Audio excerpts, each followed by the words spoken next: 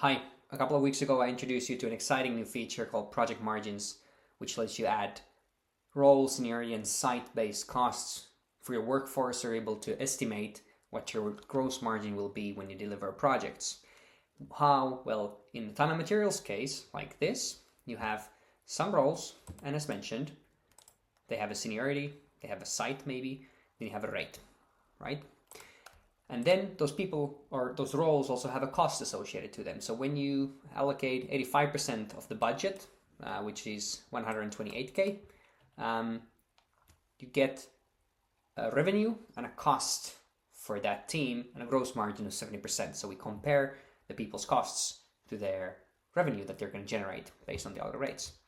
But you're not always working in time and materials, right? So that's why you also have here in the product fixed price projects. So you can add a fixed price project type. And now when I look at the same project, I'm not comparing the costs anymore to the workloads, but I'm comparing it to the 150K budget, because you're going to invoice that budget regardless of how much work there is estimated on that project. So now I see here, I have a 74% margin. I have an effective hourly rate of $284 an hour. So why? We simply take the whole budget and divide it by the amount of hours allocated, and we get that, hey, if you use this much hours on this project, the effective hourly rate will be roughly this.